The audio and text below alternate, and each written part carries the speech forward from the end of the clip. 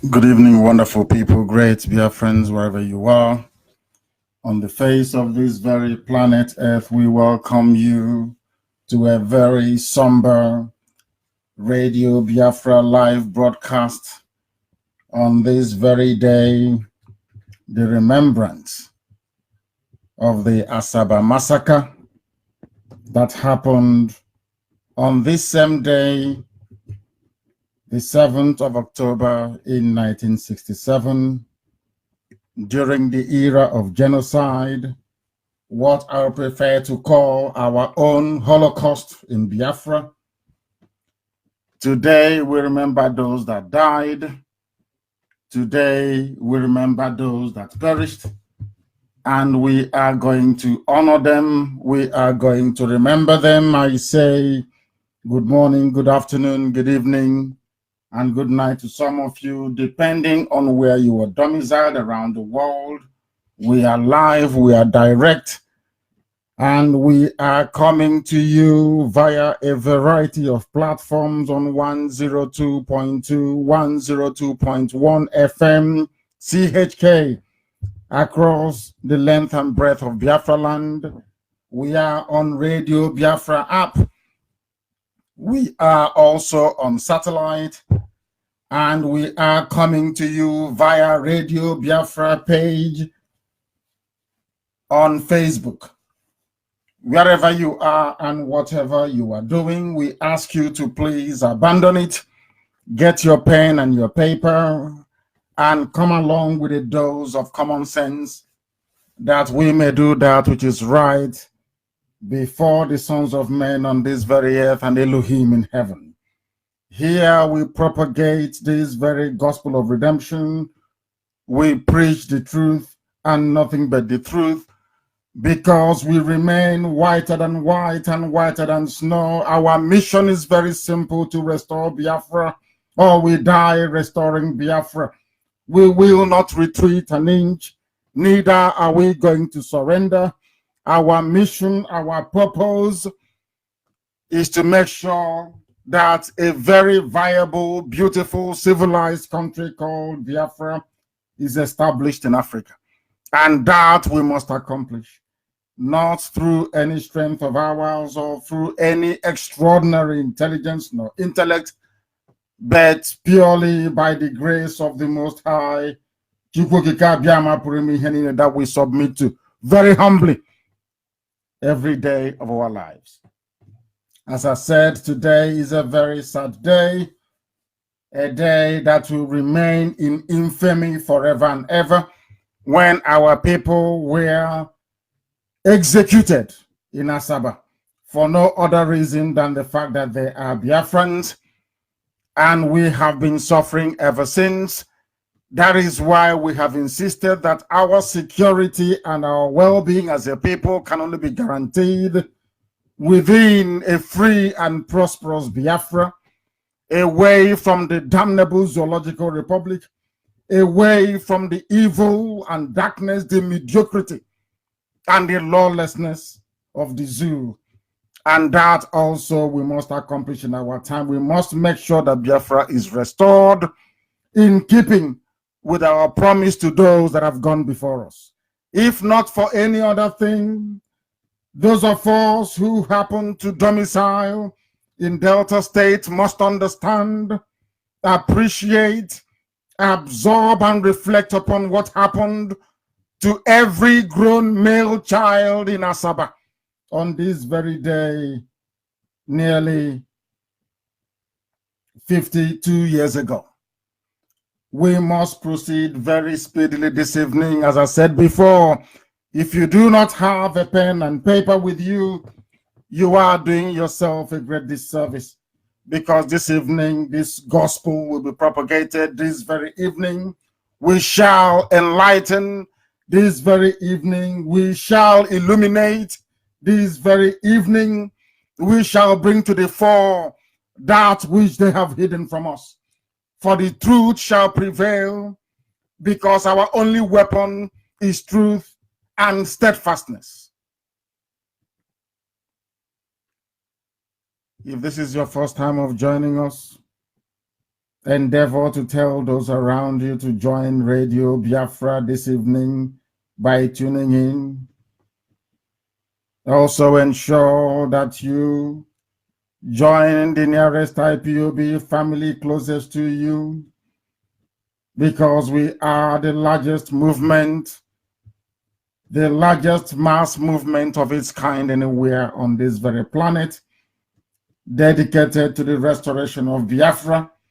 And that is exactly what we are going to do. My name is Nnamdi Kanu. I am the leader of the indigenous people of Biafra. And by the grace of Elohim, a servant of the wonderful people of Biafra, I welcome you this evening. For some of you in far-flung places like California in USA, I know it is approximately 6 minutes past, either 10 or 11 a.m., I do not know. For those of you in Japan, I think it is about the same number of minutes, about 6 past. I believe it should be 2 or 3 a.m. in Japan. The same thing with Indonesia and also in Australia and in all these places that are IPOB families.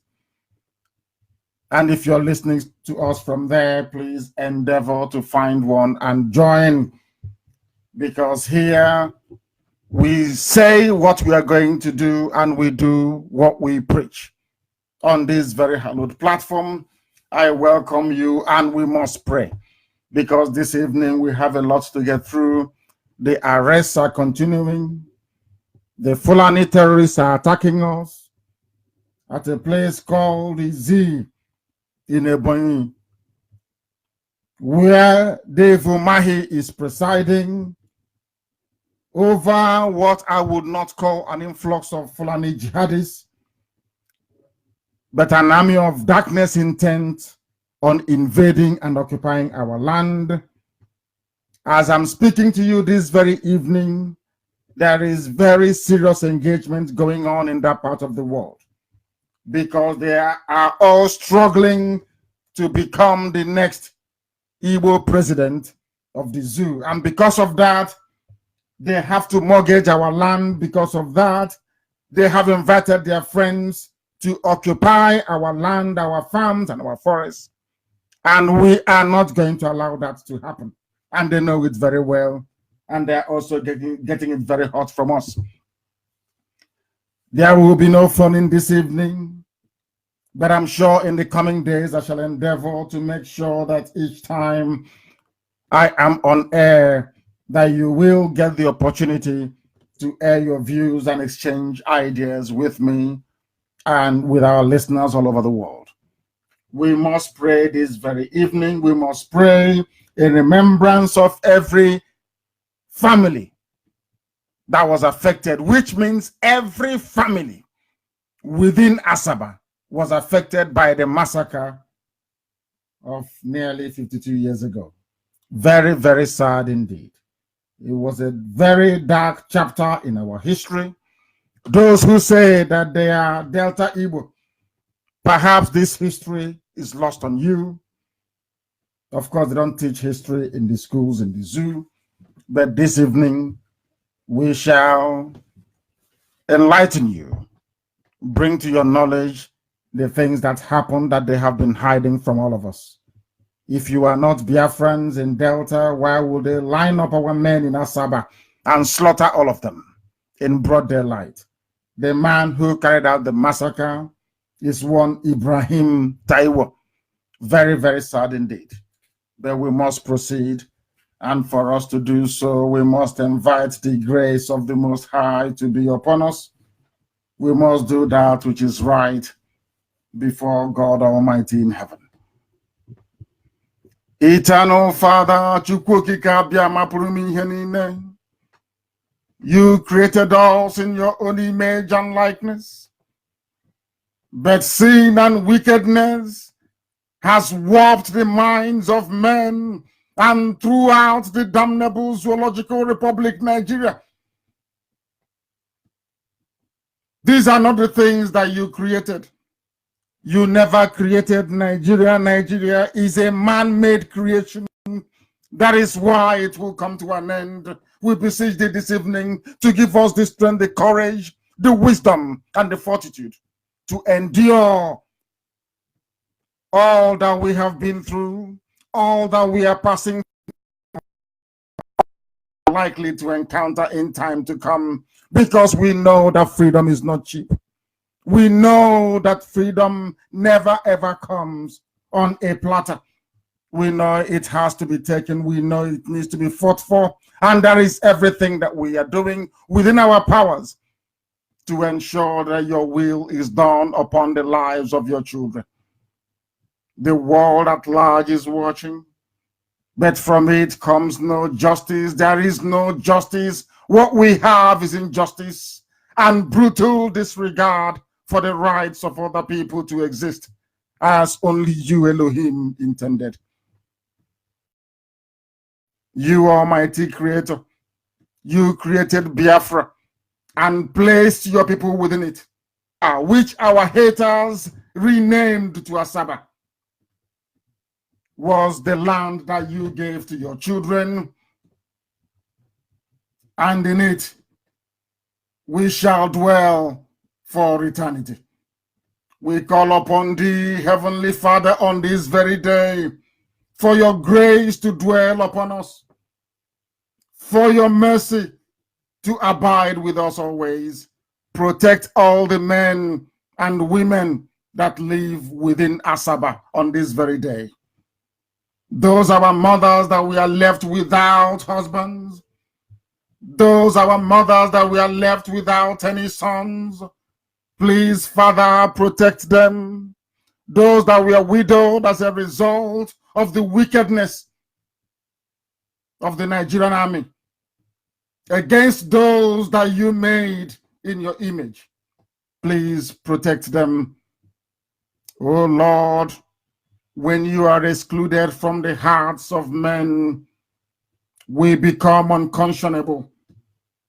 The inevitable result is that people suffer, and we are suffering. There is so much injustice and corruption taking place in Nigeria today, not only in the lives of individuals, but also in the corridors of power and the council rooms of many states. We pray, Elohim, that you will right all the wrongs that have been done to your children. You will right every wrong in this very world and vindicate those of us who are being treated unjustly. Keep us, Father, from taking matters into our own hands, for vengeance is yours and yours alone. Only thee, O Lord, in your grace and mercy we pray that you will give justice and peace to all those that have been cruelly and unfairly treated by their fellow man, and may injustice and carelessness that we Biafrans have had to endure become the means to draw us ever closer into your saving arms of grace. Grant us, O Elohim, a vision of your Biafra, as your love would have it, a world where the weak are protected and none will go hungry or poor, a world where the riches of your creation are shared and everyone can enjoy them, a world where different cultures and opinions can live in harmony and mutual respect, a world, a Biafra, where peace is built with justice and justice is guided by love. Give us the inspiration and courage to build it, this hallowed land of Biafra, through your grace and the blood shed in Asaba. We pray unto thee now and forevermore. He said, we must proceed, having prayed and committed ourselves into the loving arms of Elohim. This very gospel this evening will be preached. Some may not like it. Some are averse to the truth. But this truth we must preach. As I said earlier, if you have your pen and paper handy, that will be absolutely marvelous. because this is the finest university anywhere on this very earth, insofar as the study, understanding of the brain of a black man is concerned. This is the platform for you to come to. Between the 2nd and October the 7th of 1967, men in Nigerian army uniforms, they became beasts. They became wild animals and committed crimes against God in heaven and humanity at large. More than 5,000 people, conservatively speaking, we are rounded up in Asaba and brutally mowed down by the machine guns supplied by the British government. We have been suffering, or should I say we had been suffering before then. We have continued to suffer up until this very day because they hate us. Our enemies despise us because we are blessed. They do not want us to survive as a race. They do not want us to live in freedom, in liberty, and in justice. That is why they came after us, and that is why they will continue to come after us. Conservatively speaking, over 5,000 people were slaughtered in Asaba from soldiers of the 2nd Division, led by Murtala Mohammed. But the person the man who supervised the senseless slaughter of innocent people, the singular act of the greatest genocide ever performed on the continent of Africa, or should I call it the second Holocaust, after that endured by the Jews in Europe. The man responsible for this gruesome and heinous act is a Yoruba man. His name is Ibrahim Taiwo. They lined up our people. Every able-bodied man in Asaba was killed in one single day. That means that our mothers were left without sons, and our wives were made widows. This Ibrahim Taiwo, serving under the command of Murtala Mohammed, became a widow maker and made women childless. This they don't teach you in schools. That is why I feel very sad when I hear people from Ahaba, that is the proper name of Asaba, of course, talk about Biafra in such a condescending manner.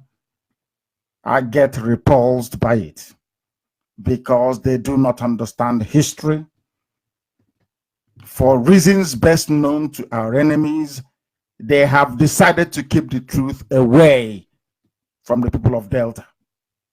And that truth is being revealed this evening. The general officer commanding the GOC of the division was Murtala Mohammed. His operational headquarters was at Umunede. Umunede, that is the name. It's an Igbo name with Igbo people in it. Umunede. It was from there that Taiwo went on his killing spree with his men. They entered into Asaba, and the Holocaust commenced in Asaba. If you're from Asaba, of course, that is the proper name, and you say you are not part of IPOB, you're not part of Biafra, may shame befall you and your family for eternity, because you are blind and you know nothing. This man called Ibrahim Taiwo entered into Asaba and the Holocaust began. There's a place called Obeke Square, St. Joseph's Catholic Church. For those that know, these were the places that the massacres took place. Anywhere they go to, they ask the men to come out. That the war had ended. People will come out. They will line up the men and they will kill all of them. The Europeans don't want to talk about it. The Americans will not talk about it. Nobody wants to talk about what we went through as a people. I repeat, in modern history, that was the second most gruesome Holocaust that any group ever had to go through after the Jews. But nobody wants to talk about it. If you go, it's all about Rwanda and Rohingya. This was a place where Britain and some parts of the world decided that this race must be wiped away from the face of the earth. That is why when I hear people talking about Igbo presidency, I feel sorry for them. When a road is good, you use it more than once. We have been there before. Even he paid with his life. Azikiwe was relegated and disgraced into the office of Governor General and later became a ceremonial president, just drinking tea all over the place. You people never learn. You never learn anything from history. That is why IPOB is here, to remind you of who you are, where you're coming from, and where you're going. Our sight, our destination is freedom. That freedom can be found in Biafra, nowhere else. Not in a zoo, not in a restructured Nigeria, not in a regionalized Nigeria, not in a constitutionally sound Nigeria. No, it is within Biafra and Biafra alone. And that's where we're going to. Some of you may be persuaded by the allure of modern primitive politics in Nigeria. The syndrome of it is my turn, let us go and chop our turn. It will not happen, not under our watch. It won't happen. If you reflect upon what happened in Asaba, you will understand how much they hate you. For you to appreciate how you are hated within, for you to understand how much they hate you, you need to understand Asaba massacre. Only then will you appreciate it, how much you're hated. And that is why they keep suppressing it. Nobody wants to talk about it. It concerns the Biafran race. It concerns the Igbo people. Why talk about it?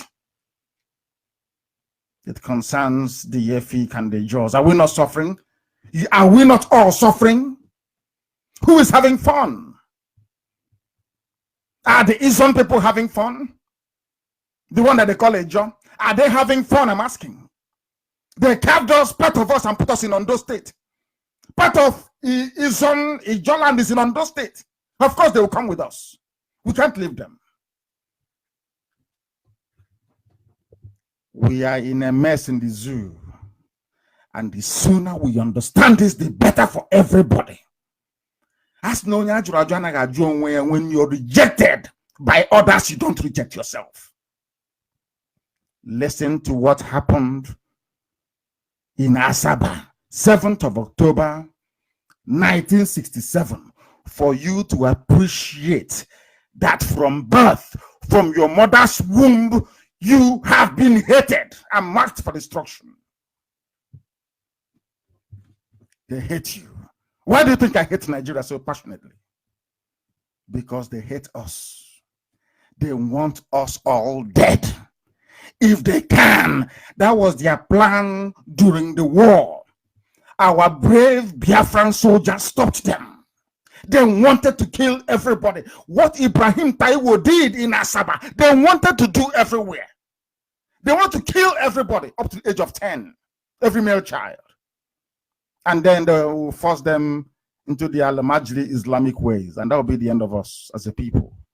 Our soldiers said no. They kept fighting. They kept fighting until some measure of truce was negotiated, because we never surrendered. Effiong never surrendered. That is a historical fact. A truce was negotiated and instruments of surrender signed. We never capitulated in the battlefield. That is something you must understand. And this generation of IPOB is 100% more stubborn than those that fought between 67 and 70. And here is the reason why. They hate us. They want to kill us. If they have an opportunity, they will keep killing us. And I want everybody in Biafra land to understand this. If you're Ogoni, if you're Izon, if you're Ibibio, if you're Efik, you need to understand this.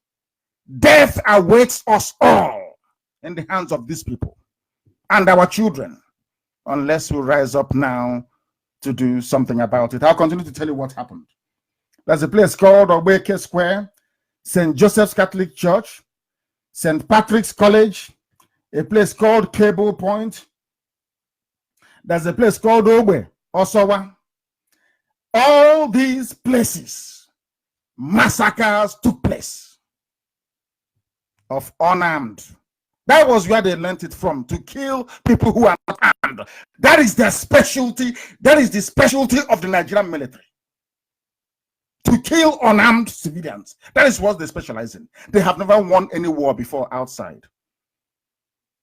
That they had the upper hand in the war against Biafra was because Britain was supporting them. Britain said nobody should supply arms to any of the parties fighting that very war.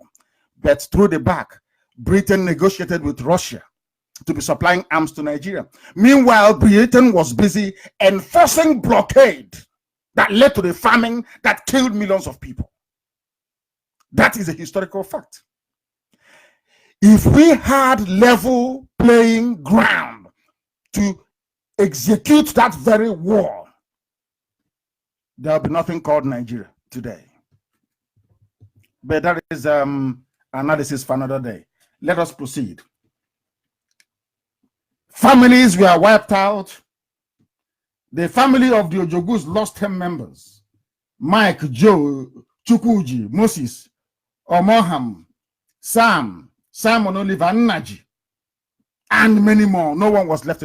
They will go into a family, there will be no one left in that very family. And do you know why they were doing it? Do you know why this Yoruba man did this? Because as I told you before, just like Tinubu, the Yoruba Muslims are the worst. An average Yoruba man is a very fine, erudite, urbane, sophisticated fellow. But when you enter into Kwara State and its environs, Ilorin, you encounter Yoruba Muslims. They are the problem. This man was killing people and slaughtering everybody in Delta. Once they came in, all the way from Ibanke, Iwakri, they kept killing and killing, village after village. We are wiped out completely by these people. Because Nzog is from Panama. Nzog is from Delta State. So how dare Nzog kill Ahmadu Bello, Sadwana? A Yoruba man was now fighting a Fulani war for them. He wanted the same thing that Tinubu is doing today was what this man did 52 years ago. His name is Ibrahim Taiwo, just like Bola Ahmed Tinubu. The same breed of vampires, the same breed of doing everything to please the caliphate. They want to please them. He wants to be seen as a loyal Yoruba servant of the caliphate. He said to Motala, leave me, let me go and kill the Igbos. Let me go and kill the Biafrans. And as soon as they came in, they started killing. I'm giving you the names of the places where our people were slaughtered. Where they killed our people in Asaba. And surrounding areas as well. Even the Okonji or Iwala, it's too much. The names are here. I'm telling you. I don't know. I don't know. It's just terrible. It's just terrible. I'm telling you. Even Miriam Babangida, the wife of Bongo Zikwe that Babangida took after that encounter. The father was also killed. The father of Miriam Babangida was killed, and Babangida took the daughter. That's how bad It is. The same thing that Omahi and the governors are doing today. Giving them the unfettered access into our land. Take whatever you want. All I want is the presidency. Make me vice president. You can come to our land and do anything you like. I don't hate any of them from Adam, but I hate what they are doing to our people and to our land. Our land is sacred. Biafra is not like any other place on this earth. That land is holy. That land is sacred. That is why I say to our people, some of the things that you do, even within Biafra land or outside, you must reflect upon it, because you're a special breed of people. You are so unique. There is no other group like you anywhere on this earth. Understand this very clearly. That is why the ancients say Metu Maribe. That's the meaning of it. There are some things that you do, be it within Biafra land or anywhere you're domiciled around the world, you must remember how unique you are as an individual coming from a very special race. That is why they hate us, because they know we are special. No other reason. They know we are blessed. They know that scientists are born, they don't have to go to school. They know that very well. We are the only people capable of doing something that no other group can do in Africa. I said no other group can do it. What we are capable of doing. That is why they hate us. They killed Miriam Babangida's father, and Babangida took Ndidi. Okongu took the daughter. Unbelievable, isn't it? It is this crazy. There is one Sydney Asiodu who was in Lagos, well known. He was an athlete and moved to UNN and was studying zoology.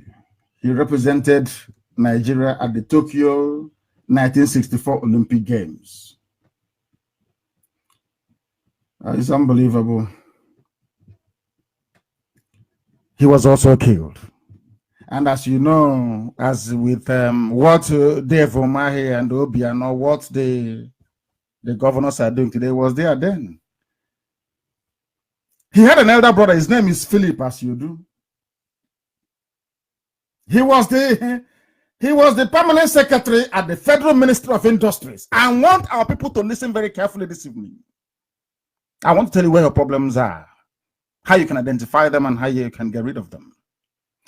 You know, that's what they do. They promise you something or they give you a position. In defense of that very position, even if they're killing your brother, you say, don't kill him. Because if you leave him, he will spoil something for us. Even he went to 1964 Tokyo Olympic Games to represent the zoo called Niger. Do you know that they killed him in the Asaba massacre? And his senior brother was the permanent secretary, Federal Ministry of Industries. It is unbelievable, isn't it? The same thing they're doing today. In return for your land, basically, in return, if you want to become, they're saying is the turn of the Igbos. So if you want to become the president, they want you to give them our land, as Umahi is doing in Ebonyi. There is a war going on in Ebonyi right now as I speak, and we are meeting them head on, of course, and they know it very well. Right now, as I'm speaking, we are engaging them in Ebonyi as I speak. We are engaging them right now as I speak. Some of you don't know this, and I'm not supposed to say it, but sometimes some of you think that oh, what are they doing? They're not doing anything. We are protecting you. That Ebonyi has not fallen, that Enugu has not fallen is because of IPOB. As I'm on air this evening speaking and preaching this very divine gospel, we are stopping them in Ebonyi state right now, this very second. IPOB, sacrificing our lives to make sure that the promise that is Biafra is fulfilled in our lifetime. Some people don't understand. There is not something you play out on social media. We are engaging our enemies that have come to take our land from us. And out of frustration, they went and slaughtered some families today in Izi. It is happening right now as I'm live. Ask Umahi, and Umahi will confirm it right now that there is war going on in Ebonyi. Some of you do not know because hopelessly and foolishly you were busy watching Big Brother or Little Brother, I don't know what you call it. That is how hopeless some of you are. But your land is being ravaged. We are being overwhelmed, so to speak. People don't know what IPOB stands for. They don't know what it means. They think we have come to joke and to play. We have come to defend our land. We have come to restore Biafra. Or we die restoring Biafra. There is no two ways about it. Our people were killed, slaughtered, maimed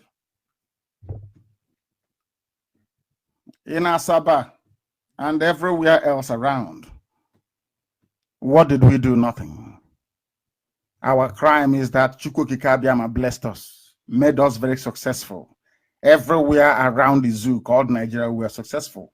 It was an Igbo man, Nzogu, who wanted one Nigeria to be a better place that got us into this mess. So when people are talking about presidency, Igbo presidency, just say to them, have you people come again? It was your one Nigeria stupidity, your misplaced nationalism that got us into the mess we are in today. From Azikiwe to Ironsi to Nzogo, they put us in this mess we are in today. They have come again now with their useless presidency. It can never be well with them. It is very, very strange, but that was what happened. A lot of people perished. A lot perished and died in Asaba because that was how our enemies wanted it.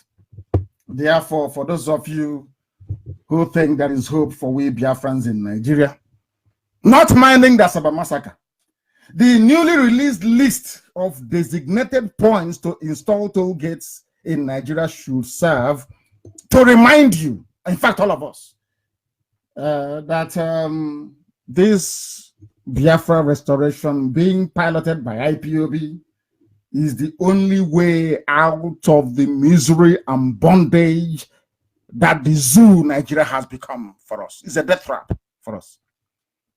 I watched the footage of Anambra,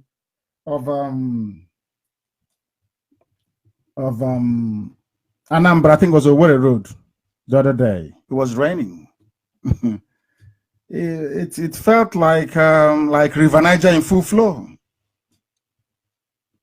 I bet you that if anyone were to step into that very fast-moving surface water, they'll be swept away. That's Anambra State. But some of you support the governor of the state. That is one thing that is seriously distressing me. That we are now becoming like Halamajiri. We now celebrate mediocrity and criminality because you're getting something from the master's table. The same thing that the Fulanis did to them, they're now doing to us. And some of you foolishly are falling for it, but not IPOB, thankfully. Before I delve more into the substance of what the remaining part of what we have to bring this evening, I must remind those of you, listen carefully. Let me repeat, I must remind those of you clamoring for Igbo presidency that you are wasting your time. IPOB is dedicated to the restoration of Biafra, and no amount of idle gossip or paid advertorial by sycophantic praise singers, or should I say inconsequential political errand boys, will detract IPOB from our march to freedom. It doesn't matter how many journalists you pay 4,600 naira to be writing press statement for you. It's inconsequential. We are not being moved. We want Biafra, not presidency. Understand this very clearly. Remember what I said before. It was the pursuit of this. I am an Igbo man. I want to rule us into the mess we are in today. I have said it before. From Azikiwe to Ironsi to Zobo, it was their desire to make Nigeria a better place for everybody that got us into this mess that led to the Asaba massacre of 52 years ago. The world is watching. If we step into this presidential nonsense, we have lost every right to speak about Biafra in the terms we are doing at the moment. Understand that very clearly. All those errand boys cannot stop us or detract us from our march to freedom. This 4-year cycle of is our turn, misplaced optimism, is not for IPOB. No. We have listened to our people. I don't know when they said we should go and vote out Jubril. And I warned them that your PVCs, they have come again. Oh. That case is still in court. They have come again with their new program of Igbo presidency. There's always a new program. Always to keep you busy. So you won't notice that you don't have any hospitals, you don't have any schools, you don't have any roads. Nothing is functioning. Nothing is working. All your eye is now fixated on 2099. Then you get an Igbo president. And then what happens after that? Do you see how foolish people are? Then what happens after that? So if the idiot goes to Asarok, he would be sharing money door to door every blessed day. Is that what you think? Are you that foolish? People are queuing up for visas to USA, to Europe, to UK, to Japan, to God knows where else. The president or prime minister of these countries that you're struggling to go to, are they from your village?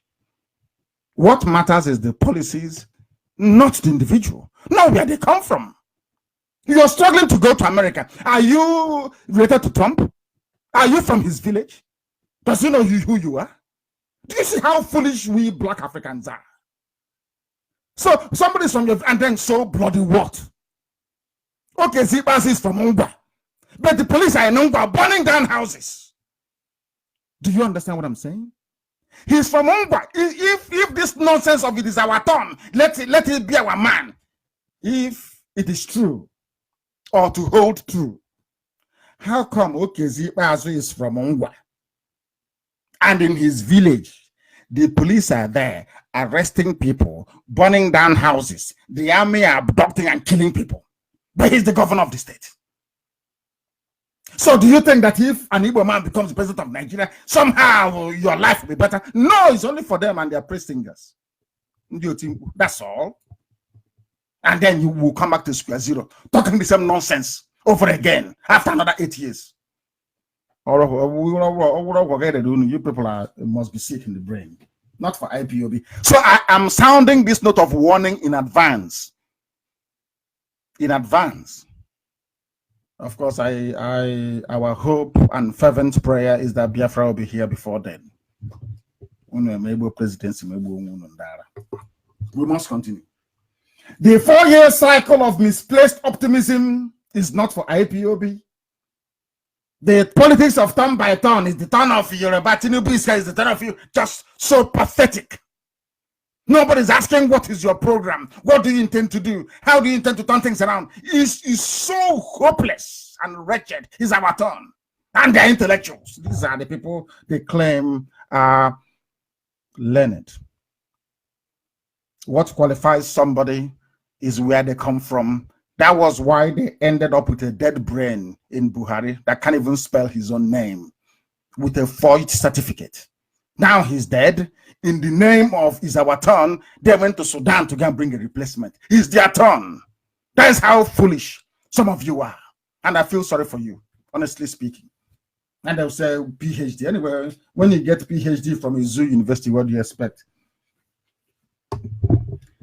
Igbo presidency is like the second Niger bridge. It will never be completed. Maybe like Ogoni cleanup. They flagged it off the first time, second time, third time. Instead, they will go there to destroy people's houses. How about the 30,000 minimum wage? These are promises made. Or we will return you back to 86 naira per liter petrol pump price. What happened? None of these things will ever happen. What is a dream? This is what you tell a woman around 8, 9:30 in the evening. By 5, you change. 5, 6 in the morning, you start saying something completely different. That's how it is. It's to seduce you. So you stop supporting IPOB, you stop supporting Biafra, you start thinking about the contracts you will get when an Igbo man from your village or from your town is there. Because they know that you will always reason like a very foolish African man or woman, as the case may be. These are preview schemes. Second Niger bridge. We're going to clean up. Igbo presidency. Minimum wage. Enugu expressway. We will do this, we will do that. Airport in, what's the place?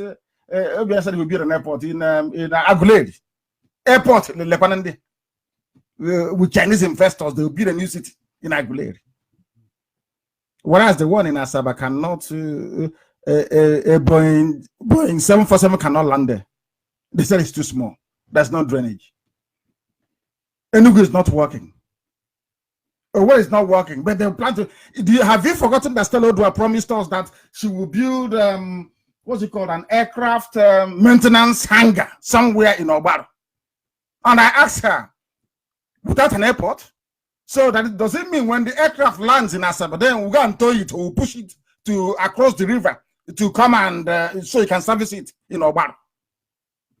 These are useless schemes. This is something as is saying that the youths of today are the leaders of tomorrow. You know, it will never happen. Not in the zoo. These are inconsequential schemes, trivial, cooked up and designed to keep you gullible people in the zoo engaged and busy with your self-delusions. You're just insane. Insane. They're saying all these things so that when Tinubu comes, Tinubu will say, who has made the biggest noise in Igbo land? They will find them, they will give them maybe 200,000 naira. And you won't hear from them again.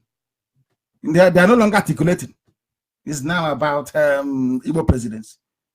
They have no honor nor dignity. No honor and no dignity. The one they went for before has failed. Completely and totally. See how foolish they are? You don't know if they're voting an Igbo, if they allow you to bring your so-called Igbo president. After 2 years, they will take permission from Britain and do a coup. Is the man in Egypt not a former military man? Is the man now leading Egypt not a former military man? You claim you're an Igbo man, they will kill you and they will kill your family, and the military will take over. Britain will say, go ahead, we'll support you. What will you do? You say rest in peace and we leave it for God. People, you cannot reason beyond your nose. Because of the 2x2 you have in Lagos or in Abuja. That's all. You want to mortgage the future of an entire nation. Those championing this nonsense about one zoo, one Nigeria Igbo presidency garbage, and saying it is the turn of the Southeast, have cleverly forgotten, as they usually do, that not long ago, our own brother, good luck, Ebele Azikiwe, that's his name, Ebele Azikiwe Jonathan, he was a Biafran, or I'm sure he's still a Biafran. He was the president of this Lugardian contraption called Nigeria. Can anybody tell me one visible landmark, or one notable achievement attributable to Goodluck Jonathan whilst he was in office. Did he succeed in alleviating the economic, social, or political plight of our people?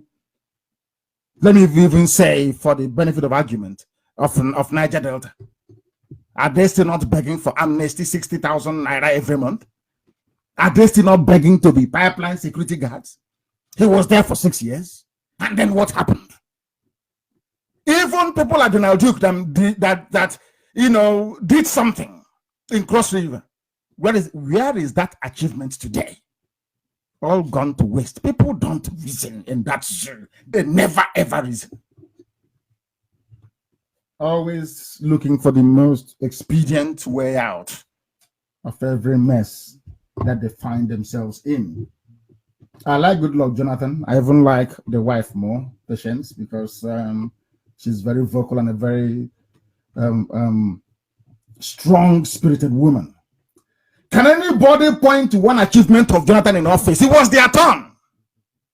So they say, he's a Biafran. What was his achievement? Ordinary Enugu Igwocha, which he awarded, was not, they ate the money. Under Jonathan, second Niger bridge was not built, and you expect a Fulani man to build it for you. Unbelievable. Nothing happened. Niger bridge was not built under Jonathan. Enugu Igwocha Expressway was not built. No new industries, no decent public housing, not even common water, drinking water to pipe it to people's homes. Impossible for them to do. I grade Jonathan's presidency as a total failure, the same way that I rate Dr. Azikiwe's presidency was a failure, the same way that I rate Aguirre's presidency or head of stateship as a complete and utter disaster for our people. The same way that I rate Nzogbu's intervention in politics, because he was a soldier, he shouldn't have come into politics at all, as an utter and one almighty catastrophic disaster for our people. Catastrophe it was. And you and I are suffering it till today. Asaba massacre is an example of that. Admittedly, I must give President Jonathan some credit. Admittedly, he ran what came close to a democratic government in terms of individual freedoms and liberty.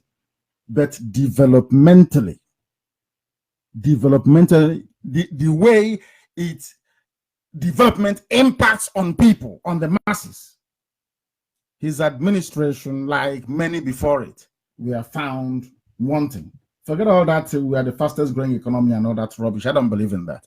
If it doesn't impact on the people, no good roads, no good schools, no good hospitals, nothing, and you're saying you're growing, that doesn't make any sense to me at all.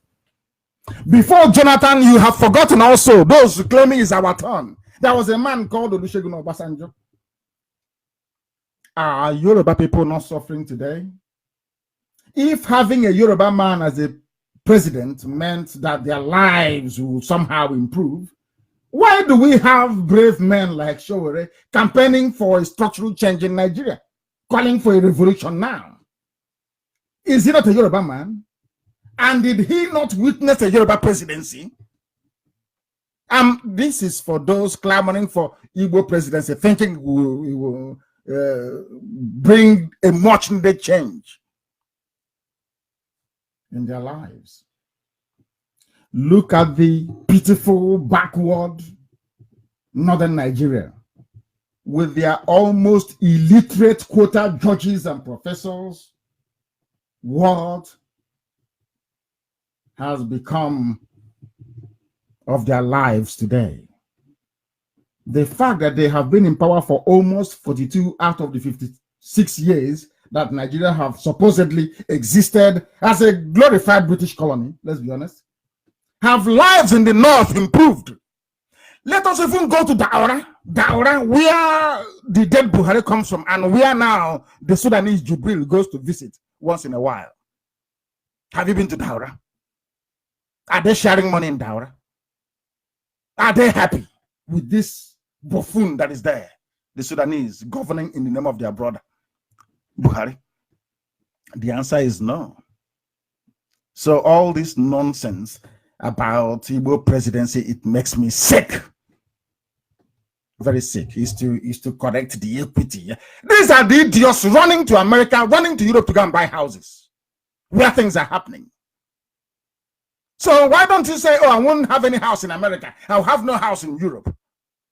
Because the person, their prime minister or their president is not from my village. It's not our turn. In Daura, you have more people in Daura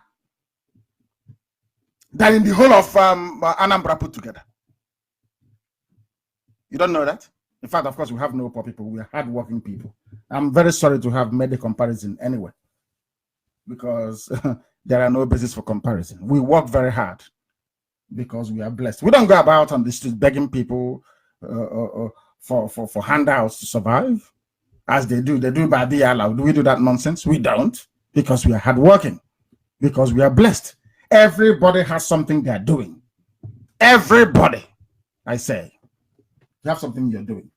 So having a president from Daura have not suddenly transformed their fortunes and they've all become millionaires overnight. No, it doesn't work that way. So let's stop this nonsense about Igbo president and talk about our freedom, which is Biafra, which is the only thing that should matter to us anyway, assuming that we are serious about improving our plight in the zoo called Nigeria.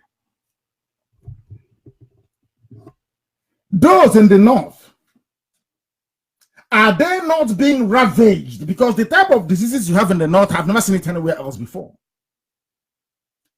Chronic poverty, alamajiri everywhere, banditry, lawlessness, and corruption.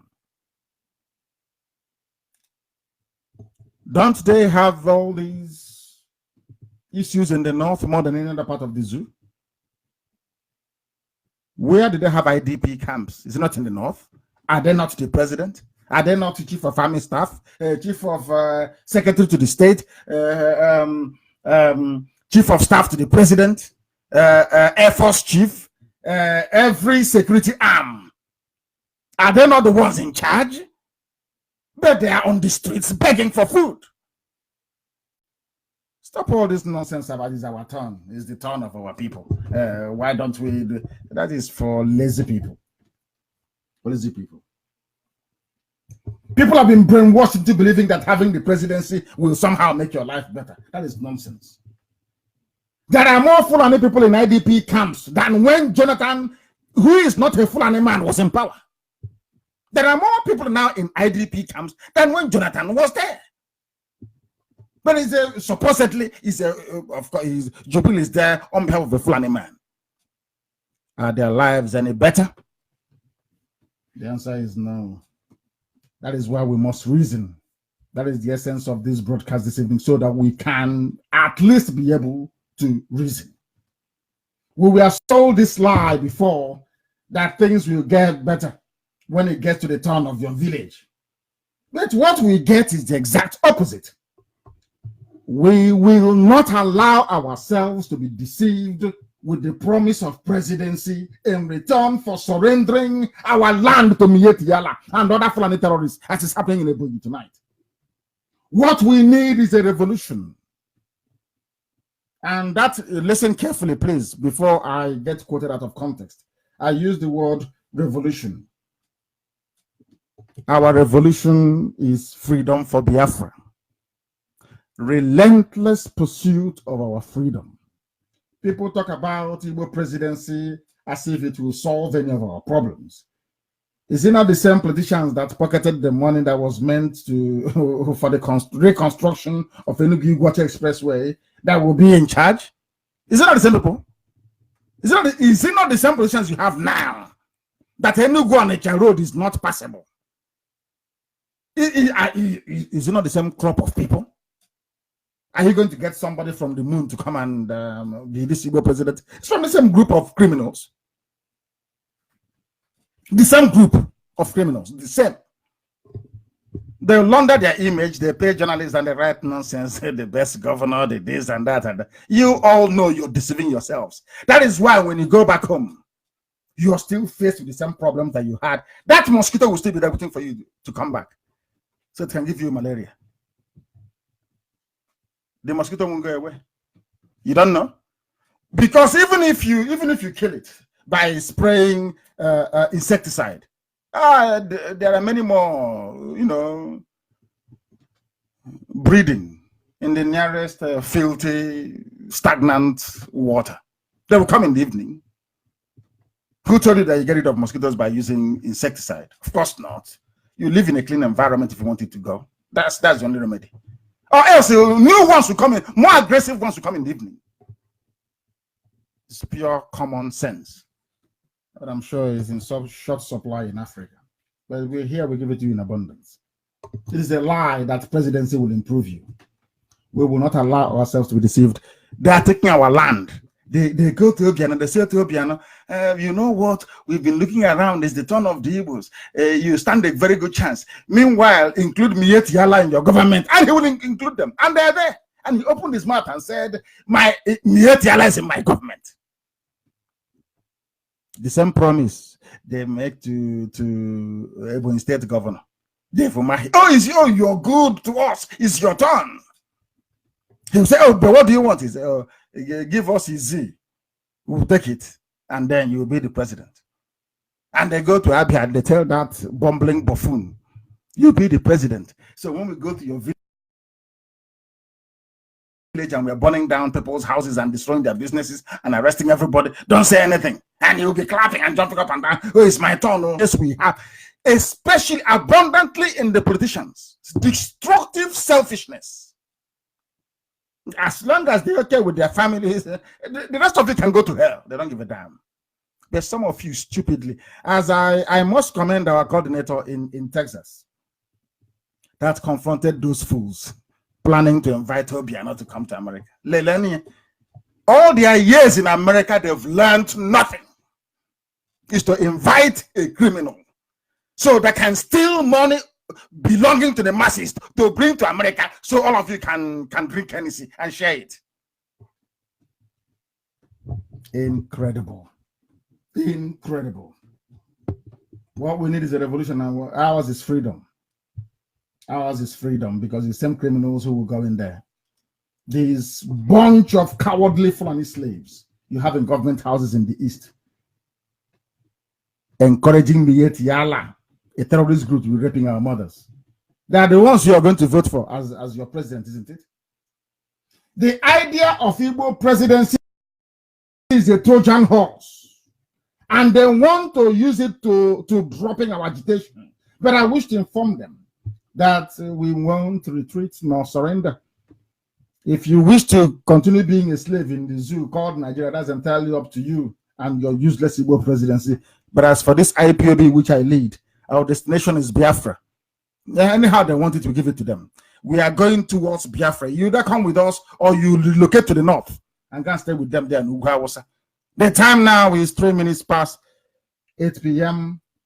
and 3 minutes past the top of the hour, wherever you are. This is Radio Biafra. We are live and we are direct, of course. On this very somber day, we remember those massacred in Asaba exactly 52 years ago. And also dealing with this very nonsensical issue of Igbo presidency. It is a Trojan horse, and they cannot bribe us. If you want to, or if you wish to continue being a slave in Nigeria, that's entirely up to you and your Igbo presidency. We are not going anywhere. Those clamoring for presidency as a means of enriching themselves and their families should instead submit themselves to, or their ideas to, a referendum, so that this issue of presidency versus Biafra will be resolved once and for all time. The notion that having an Igbo president will resolve the mess we are in as a people in the zoo is the most idiotic and ill-conceived notion of politics ever to come out of Nigeria. We are not, by we I mean IPOB, we are not interested in your Nigerian presidency. All we want is Biafra. Those campaigning for Igbo presidency are doing so for their own selfish reasons, as simple as that. It can't solve anything. Are you more intelligent than Zeke? Look at all the idiots clamoring for presidency. Ask yourself this question. Are you more intelligent than Nnamdi Azikiwe? If Nnamdi Azikiwe could not change Nigeria or make the Alamajiris in the north to be able to reason like human beings, who are you to convince them? Who are you?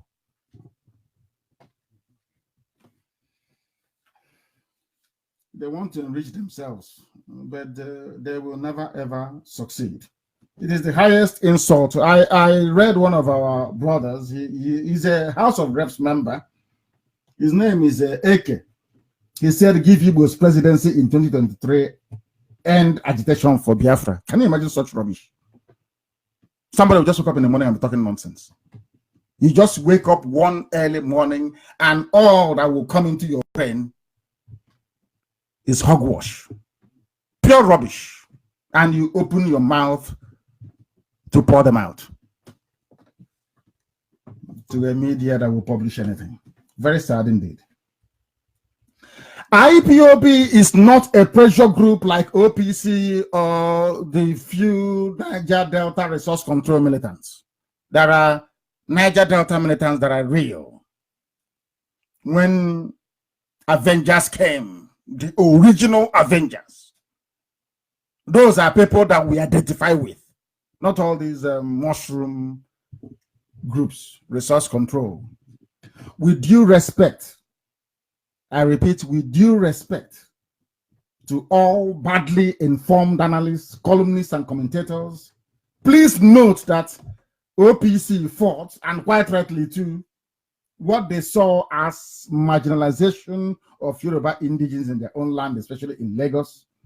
Some, I must also emphasize, some Niger Delta militants fought for resource control or for an opportunity to become pipeline security guards. That is why some of them opted for peanuts in the name of amnesty payment in return for surrendering their liberty and dignity to the Fulani controlled Nigerian state. For 60,000 naira per month, they abandoned freedom fighting. We are IPOB. Though a peaceful mass movement, we are singularly dedicated to the enthronement of liberty and freedom in Biafra through the liberation of our ancient land from the iniquitous grip of the zoo called Nigeria. Those foolishly mouth their nonsense that IPOB is a pressure group are only doing so to pander to their own foolishness and ill-informed constituency of Fulani slaves that litter our land. Pressure groups do not ask for freedom, nor do they sacrifice their lives in pursuit of the noble ideal of liberation, as we in IPOB have done, is doing, and will continue to do until the full sovereignty of Biafra is restored. We want nothing to do with Nigeria, and the sooner they realize this, the better for us all. The poorly lettered commentators comparing this great IPOB to local Nigerian pressure groups are in for a shock. You are going to be shocked, I assure you. It's an insult to compare IPOB to a local pressure group campaigning for resource control, campaigning for a share of allocation. Is that why we are here? Why we have lost men? Why we have lost women? So that we can come and be talking about allocation? Let us ask ourselves these questions. Do you think an Igbo president will change admission scores into unity schools? I'm asking you. Some of the entrenched injustices against our people, do you think if you put any of them there, Omahi as the president of Nigeria, that Omahi will have the guts or the presence of mind to go to his masters that fed him, that he rigged elections for Inebonyi and said to them, I want to make the scores uniform for everybody going to unity school? Do you think he can do that? Point out one person that has the liver to stand before Alamajiri, the caliphate, and tell them the bitter truth. Which one of them? Just point, name one person.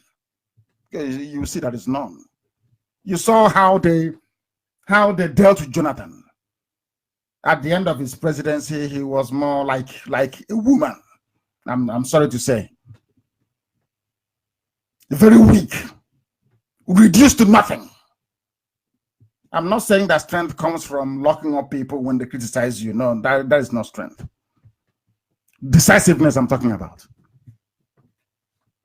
He became more and more less decisive in his decision making because he had no choice. When they asked him to sack Hejrika, he did.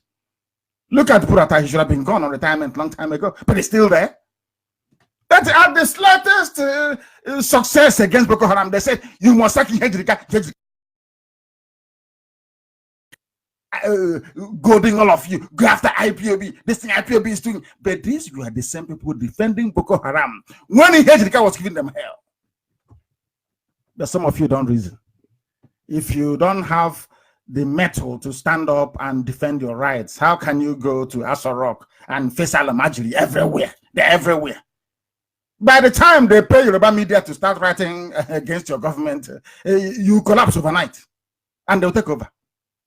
And they will say we had to take over to stop things from getting out of hand. And Britain will say, go ahead and do it. Then you see the pictures of, let me ask you this. How many times have any British dignitary come to Biafra land? They always go to the north. All of them go to the north. Do you know why? They have an understanding with them. Because they are the house niggers. They are the house niggers. It's like Britain is the manufacturer of hard drugs and they're the distributors, the local street gang. That's who they are. They are nothing. That's why they don't go to school. They know nothing, and that's why they are the favorite. You see. So they should stop all that nonsense.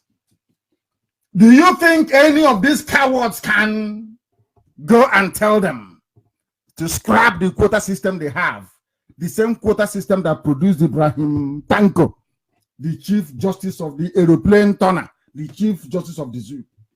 Do you think an Igbo president, who, by the way, in fact, will inevitably emerge from this pool of the slaves you have in Abuja now, or the idiots you have in government houses, giving our land to Mieti Allah, working with Mieti Allah? Mieti Allah is the fourth largest, most deadly terror group in the world. Obiano came out openly and said, they are part of my government. Meanwhile, they're chasing IPOB to kill, torturing people. This is the person you will vote as president? And we are finished now. We will be the ones in danger. Not Alamajiri. We will be any day we make that stupid mistake, we will be the ones in danger. Look at their antecedents in office. Look at the way they behave. How many of them have stood up in the house to from above Abariba, of course, to challenge the North? And even when Abariba did, they invited him and locked him up at DSS. Obasanjo was there, in case you have forgotten. Obasanjo was a military man and ex-head of state before he became a civilian president. Yet they caged him until he knelt down in front of Atiku to beg. So you don't know that? Somebody as powerful as Obasanjo is, they caged him. He had to kneel down to beg Atiku before he was released. That you're telling me that somebody like Omahi can go there and survive for 2 weeks? You are dreaming, or you don't know what politics is all about, especially in the zoo. We are not succumbing to this nonsensical Igbo presidency. What we want is Biafra in a democracy that will cherish the will of the people the way we were taught that democracy ought to be. In Africa, it is the will of those willing to pull the trigger that prevails.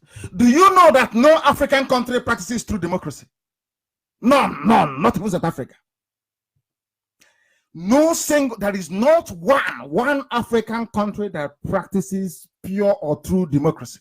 None. Biafra will be the first. They will learn from us.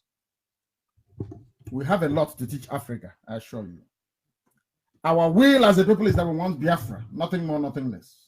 These quislings know that our blessed land of Biafra is crying out for freedom, and IPOB have done a lot of work, by the grace of God, of course, to unite our people under this singular purpose. The intention of those campaigning for Igbo presidency are the one Nigeria element in our midst. They abhor freedom. They wish to remain slaves to their illiterate Fulani masters forever. They can go to the north to serve their masters, that is their business, but not in Biafra land. Go to the north and do your rankaded and worship them over there. That's entirely your business. There comes a time when any grown man or woman will say that enough is enough. What we continue to experience with this government of Jubril al-Sudani, who is ruling, of course, in the name of the dead Muhammadu Buhari, is the worst forms of oppression, aided and abetted by Igbo governors and those wretched sycophants seeking Igbo presidency. The same APC today that labeled the muted introduction of toll gates a few years back as criminal are themselves today embarking on criminality. Remember the toll gate? This is to remind those of you clamoring for Igbo presidency. And I'm sorry I've had to dwell on this evening. I need to put this very matter to bed. A few years ago, they said, no, toll gate is criminality. Today, they have brought it in because they're criminals. You will never find your advocates of Igbo presidency condemn such dastardly proposal because they are busy telling you that Igbo presidency is all that matters. The same nonsense they fed us before the last Atiku Jubril election. They have come again. No more articulate. That one is gone. The new one now, the new mantra is Igbo presidency. Let us look at the proposed toll gate for Nigeria, for the zoo. Surprise, surprise. Of course I'm not. The Southeast leads with 56 toll gates. 56. We have no roads, so, but they are on top of the army of occupation, police occupation, all the checkpoints we have. They want to add another 56 more checkpoints on top of what we have. But this time around, they'll be giving you receipts as they're taking the money from you.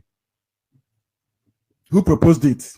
Fashola, a Yoruba man. We are coming, but they say we don't have land. Remember that man? They said he's the emir of Arugungu. I don't know. He said they don't have land. You know, when they say Biafra, they say Igbo. They know what they're doing. They want to play their usual divide and rule. But when we remind them that Igbo is in Benue, Igbo is in Delta, Igbo is in Cross River, Igbo is in Akwa Ibom, Igbo is in Rivers, Igbo is in Kogi, you see them, they shrink. They say we have no land.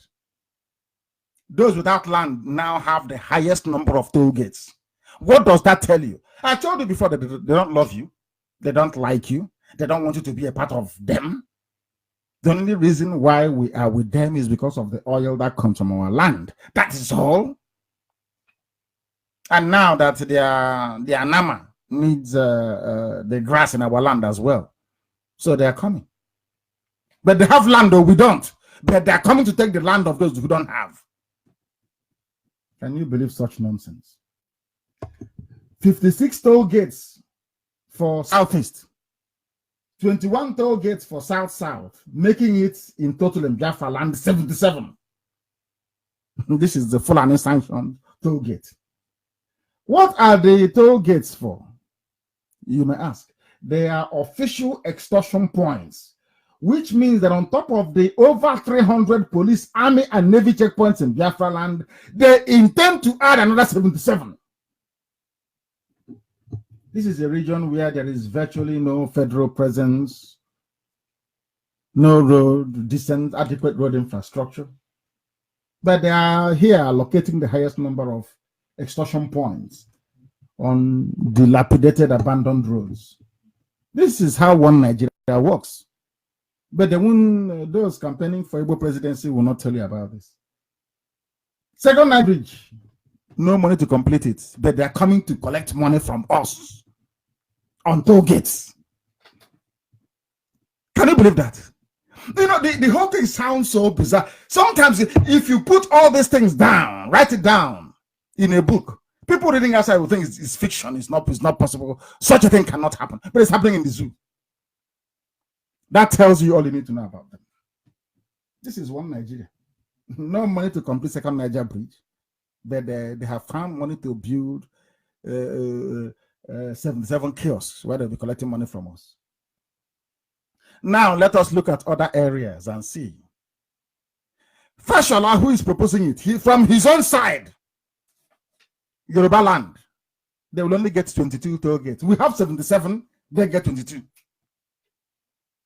And how about those who rule Nigeria that say they have land, they have everything? North Central is only 14. They say they are more in population, though. They have more population than us. In the Northeast, that keeps producing one mediocre president after mediocre president. Only 9, but we have 77. And the Northwest, only 12. We have 77. What does that tell you about the zoo? Tomorrow you'll be saying you are part of one Nigeria without shame. These are the deplorable and pitiful conditions we are caged in within Nigeria as slaves. The most distressing and shameful part of this episode is that the Fulani Caliphate, through their Abba Kyari, you know Abba Kyari is the official president, for those who don't know. Abba Kyari, he was the one that recruited Jubril. He's the one that runs the zoo. He does all those answers. Jubril, you find Jubril reading during press and briefing. Is Abba Kyari that makes sure that he does it right. Abba Kyari is actually the official president, or should I say unofficial president of the zoo. He is the leader of the cabal that runs the disastrous administration in the name of the dead Buhari. They can no longer pretend nor hide their hatred for Biafrans. They hate us with a passion, and if you are in any doubt, visit your nearest checkpoint. Go to the nearest army barracks. Go to the law courts and see how people who can barely read nor write, the Fulanis, are lording it over us on a daily basis. I'm asking Biafrans, if they don't hate us, why would we get 77 targets when they have 9 and 12? This is the regime that some demented Igbo, Efik, Izon, Ibibio, Idoma, people come out to praise. Hey, APC is doing well. Oh. They are killing your people. But because all you think about is yourself and your family.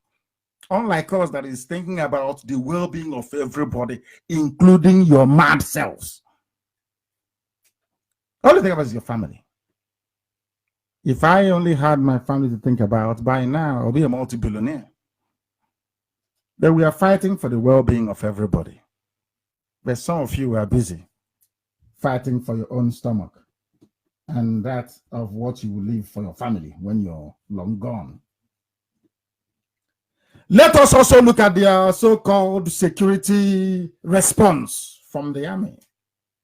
The various operations going on around the zoo. Boko Haram is busy ravaging them in their God-forsaken arid Sahel. Whereas the Vandals are busy scavenging in the east in the guise of Operation Python Dance 4. They had Operation Python Dance 1 only this January. Now they have 2 operations in a year. Before it used to be 1 operation in a year. Now it's 2 in a year. Trying to justify the perpetual illegal occupation of Biafra land. I must point out that this so-called one Nigeria,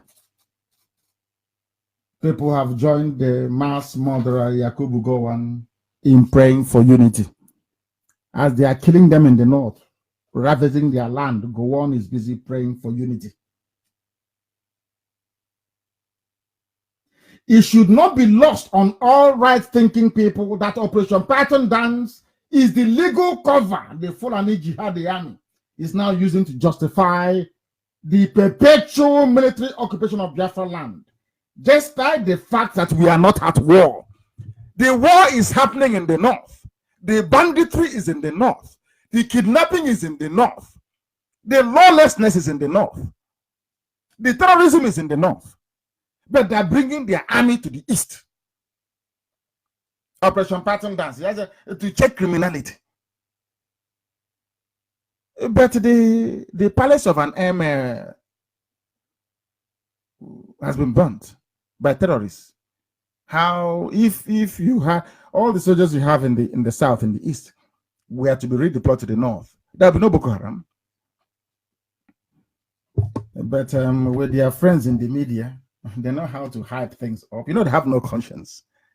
Hey, there is lawlessness and criminality everywhere, and they come. But you know that Elohim, that we serve, is very faithful. The more they're running around like headless chicken in the east, Boko Haram is gaining ground in the north. So they'll have no homes to go back to. Those who launched the so-called Operation Pattern Dance Fall to aid the advance of Fulani, that is what they're doing. The only reason why you have this is to aid Fulani advance their militia, the Mietiala terrorists, to help them to advance into our land and take it over. Because once we confront them, they'll go and call them from their barracks. They'll come and defend them. Some of you don't know that that's what has been happening.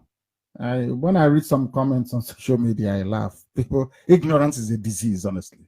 Some of you don't know what IPOB is doing. Without IPOB, you would have been gone. By now, you'll be singing Babi Allah somewhere. You'll be gone.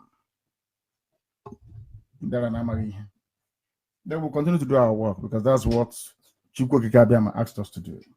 I want to ask Buratai the following questions. It's very, very important. What was the outcome of Operation Pattern Dance 1, 2, 3? What was the outcome? What lessons did you learn? Who are the people responsible for the supposed insecurity in the country, which you periodically deploy your murderers in uniform to curtail? Once in a while, they say there's insecurity everywhere. Who are the people causing the insecurity? Is it not your fellow Fulani terrorists and bandits? They're the ones going into farmlands and raping women, kidnapping people for ransom. And you bring soldiers into our land. I don't understand it. I just don't. Is there any part of Biafra land that is suffering from the menace of insurgency? The way the supposedly peaceful north is menaced by lawlessness from his fellow Fulani men. I'm asking Buratai a question.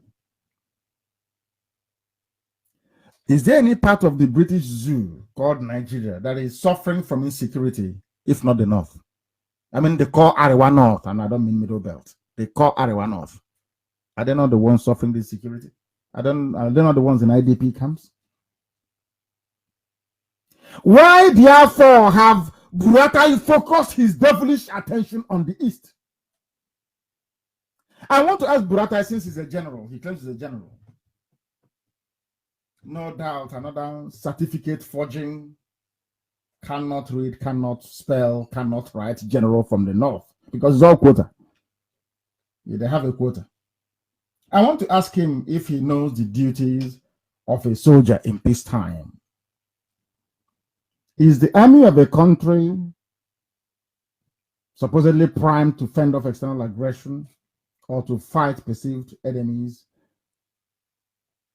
What is their job? What is the job of the army? Is it to fight external aggressors or to fight people from within or to fight people within? What is the job of the army in any country of the world? You know, when Buratai says we are doing this to check security, people laugh because you're Africans, you don't reason very well.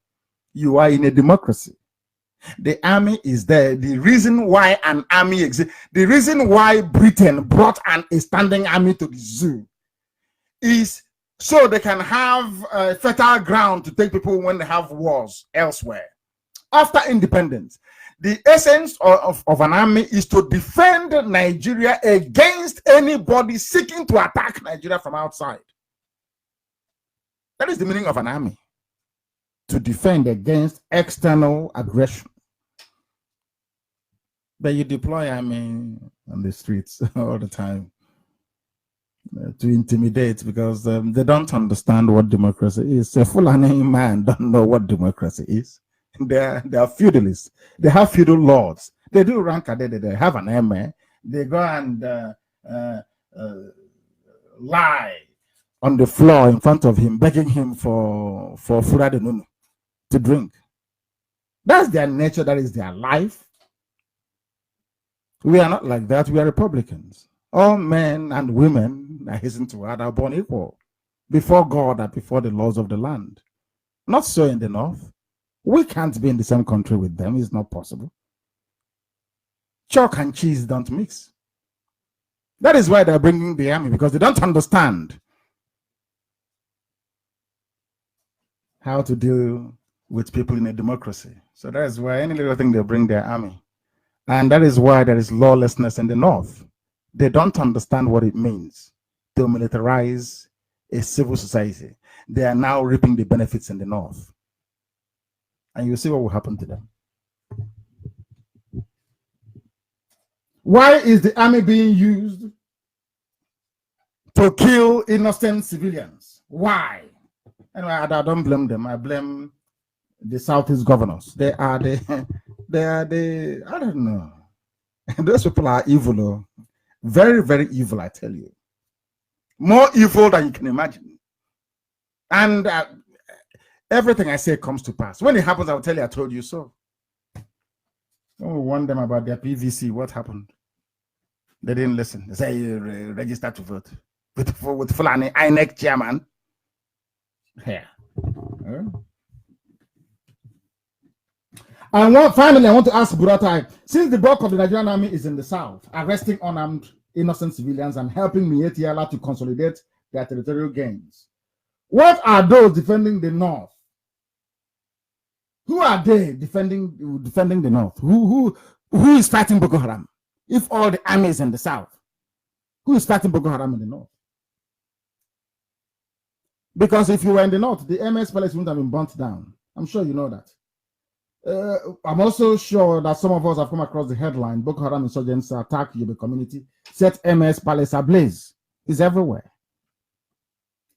Every year, anti-insurgency, move the generals to Borno, do this and do that. Boko Haram have continued to wreak havoc. They buy them cars, they put them in the army, they give them everything they want.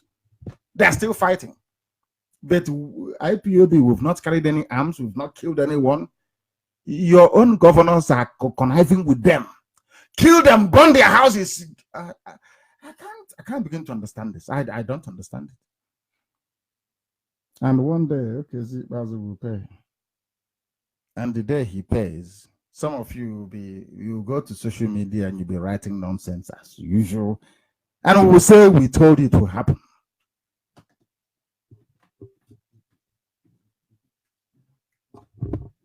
They said the insurgents were on a mission to eliminate the district head in a revenge mission. They burnt a section of the emir's palace in Jajare, in a place called Babangida, headquarters of Tamuwa local government area of Yobe State. Impossible. They come in the afternoon, whereas Burata is in the east doing Python dance 50. And the terrorists are in the north, burning down places and taking over villages. And you're telling me that Nigerians are normal? You're telling me that a Nigerian is a human being worthy of respect? Worthy of respect? Terrorists and bandits are killing you in the north, sacking villages. There are IDP camps all over the place. And what you can do is to mobilize the same army to come down to the south and be disturbing innocent, peace-loving, law-abiding people. Unbelievable. Anyways, what do you expect? What do you expect? No wonder Aisha Buhari fled to London. Even they have now resorted to prayers. Even the terrorists, the Alamajiri in the north, the caliphate, they are now calling on prayers to tackle terrorism menace they themselves created, while Fulani soldiers are deployed to Biafra land to be harassing innocent citizens. They are praying for Boko Haram to go away and all forms of insurgency, whereas they're in the south, fooling themselves, claiming they're fighting insecurity, whereas insecurity is in the north. World Health in the north, UN this in the north, UNICEF in the north. Even the money they said German government gave them, is it not in the north they're going to spend it? Because of IDP camps and insecurity. But they're in the south, disturbing, hard-working, law-abiding people. They are now going spiritual in the north. APC is now praying. I think it was Governor Zulum or whatever it's called. They called 30 clerics for prayers. In the north, they rely on prayers to tackle terrorism and insecurity. But in the east, that is peaceful, they rely on the army to tackle peace. Prayers to tackle terrorism in the north, and the army to tackle peace in the south. As with its foundation, everything about the Fulani Nigeria, that's what it is a Fulani Nigeria. Caliphate is upside down. While we blame the all-conquering but educationally challenged Fulani Caliphate, of course, with the help of the British, for occupying our land, the bulk of the blame lies with Eastern governors, Dave Umahi and his group, and those that support them. You that support them is the problem. Not even Dave Umahi. It is the idiots that support them. The greedy, selfish fools that support them. They are the problem. Of course, they're only a handful. They're in the minority. The minority. Their politics of servitude and acquiescence is what landed us in this desperate situation where Fulani soldiers, instead of remaining in the core north to deal with their banditry, insurgency, and terrorism, they have instead allowed themselves to be used to be tormenting our lives in Biafra land. Those supporting these governors must also partake in the blame as well. Some of you, you know, it's Nigeria. People don't remember anything anymore. Some have forgotten that even Obasanjo a while back reminded Jibril Buhari that his government is empowering Boko Haram. He said it. Go and Google it. The problem with so-called Nigerians is that they don't reason. I keep saying, every broadcaster say it. Nigerians, when someone says I'm a Nigerian, I know you're lower than an animal. You can't reason very well. You can't. Because if you can reason very well, you cannot say you're a Nigerian. They have all forgotten that Pa Fashoranti, the Afenifere leader, the daughter was killed in Yoruba land. Everyone has forgotten. It's all in the past. The rigged election that Atiku won and Jubril Abakiari rigged, everybody has, you've all forgotten about it. Instead, it's 2027 or 2028 in the era. Even in the Middle Belt, they have forgotten. I read somebody, is it Lekwood, somebody from Middle Belt, is saying some nonsense about Biafra and Igbo presidency. He has forgotten. Maybe he has a house in Ashiokoro, in Abuja. Every other person can die and burn to ashes. He doesn't really care. He has gotten his own share of the cake. He says Lekwood. He's in Abuja talking rubbish. These are the people that Fulani groomed to serve their purpose in the Middle Belt. I'm warning him not to meddle into Biafra affairs, just to stay where you are and serve your Fulani masters if that's your portion in life. And stay away from Biafra. We are not interested in any stupid Nigerian presidency. We are not interested. Not one bit. We are not interested. You are from the Middle Belt. You've forgotten how your land was lost to Mietiala terrorists, Fulani headsmen killing you, renaming your villages, raping your wives and your children. And all you can do is to talk about Biafra. You people are seriously condemned, I'm telling you. The humiliation you suffer at the hands of Mieti Allah should keep you occupied. All of you. Was it not a while back that Danjuma said you must all now defend yourself and you're coming to dabble into Biafra? He said his name is Lekworth. I don't know who he is. He was talking about Biafra and presidency. I will suggest, seriously, because there are some people that I respect talking about Igbo and their presidency. I will seriously suggest that they confine it, let them presidency and go and do whatever they like with it. As for us, our destination is Biafra. No one is going to stop that from happening. These people have no morals and no honor. They have no dignity. They don't know what it means anyway. It's in English language, so they won't even understand the meaning of it. Thank heavens we are fighting for an ideal nation in Biafra and not the zoo. They have closed the border. They will not speak. The border have been closed down. Closure in Nigeria is continuation of economic strangulation of Biafrans. That's what they do. We have no seaports, we have no airports, we have no roads, but they're going to build 77 toll gates. Don't forget that. And even the borders, they are closing it. I asked you to bring your pen and your paper this evening. So that's a bit of work to do, because some people don't quite understand what is happening in Africa. We are in serious mess. You know, when I say it, people say, oh, the way he says it turns me off. Because you don't actually understand what written law is. What it's all about. You don't know what written law is. We'll get to that later. And how written law, ECOWAS. You see this border closure, the ECOWAS treaty itself.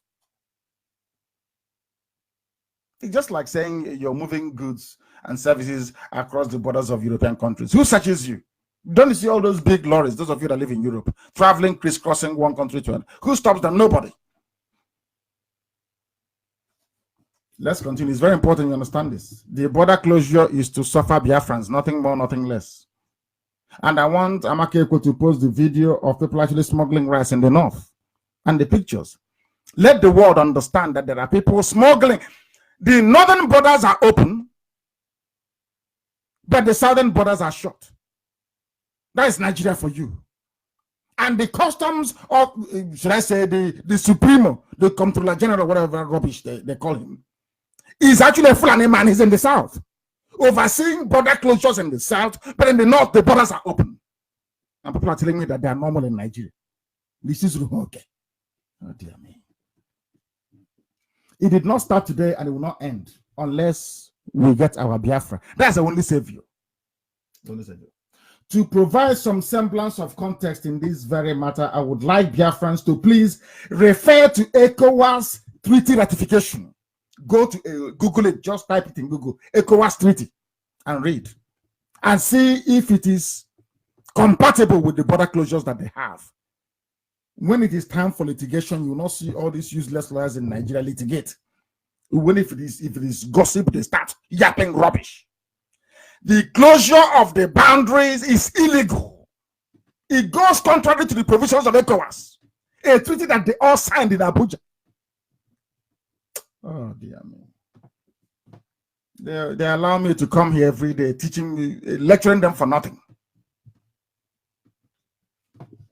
All the traders affected should just go and hire a half-decent lawyer and file a suit, either in Cotonou or any of the West African countries, because the closure of the border is illegal.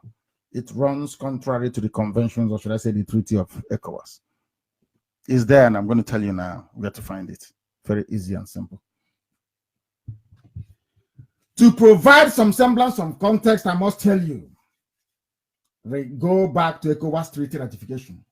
You see, the problem of disobedience to the rule of law is endemic across Black Africa. I don't know what's wrong with Africans. They don't know how to obey the laws that they've actually written themselves. Nobody forced them to make the laws. They make it and they break it. And when you hold them responsible, they just simply ignore the court. Do you see why the white supremacists call you monkeys and baboons from Africa? And you get upset. I don't get upset because they are correct. You get upset because If you go back and reflect and look at yourself in the mirror and the way you behave, you know there's no difference between you and a baboon in the forest somewhere. You made laws, you wrote treaty. Oh, because EU, that is EU, you have all these trading blocks. You know, Africans, you know, just like the way they changed their competition to Champions League, because there's Champions League in Europe. So CAF now needs to have their own Champions League as well. Anything you see, you copy, without following the discipline that underpins that very thing that you're seeking to copy.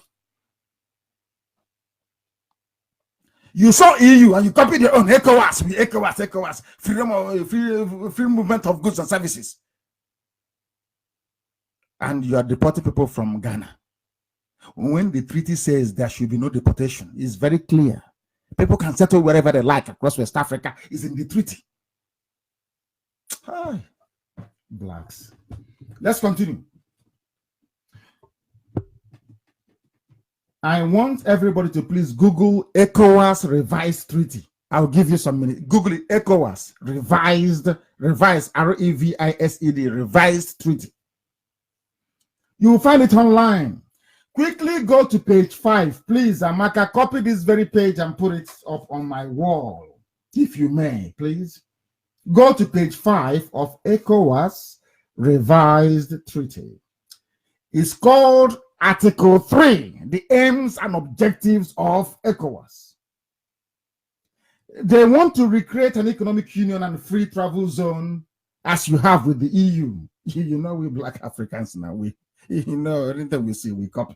You know, like a suit, anything we see from abroad, we borrow, we copy. But we don't know how to maintain it. Very sad indeed. What does Article 3, subsection 2E say in ECOWAS treaty? I'll read it for you. It is the establishment of an economic union through the adoption of common policies in the economic, financial, social, and cultural sectors, and the creation of a monetary union. Monetary union, like the way you have the euro. That's where they're heading to. Now, let us go to section 2D. They want to create something like the euro now, because they have said it here. That's what they're going to do. Now, let us go to section 2D. The establishment of this common market. You know, the EU was a common market before they moved slightly political, and the British got upset about it.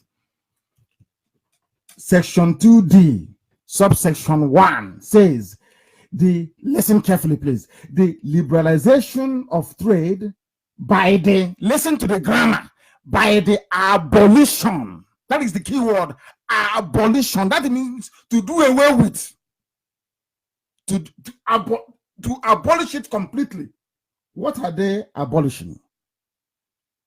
Amongst member states, as they said, customs duties levied on imports and exports, and the abolition, another word from abolition again, among member states of non-tariff barriers in order to establish a free trade area at the community level. Are you listening? The liberalization of trade by the abolition among other member states of customs duties levied on imports and exports, and the abolition among member states of non-tariff barriers in order to establish a free trade area at the community level. They copied this thing from the EU charter. Let's stop the EU. Do you know that when you get to Cotonou or some border and you have a barrier there, it shouldn't be there? Are you aware of that? Nobody should ask you any questions, because that's what the treaty says. The worst they can do is to say, where is your passport? I want to identify who you are.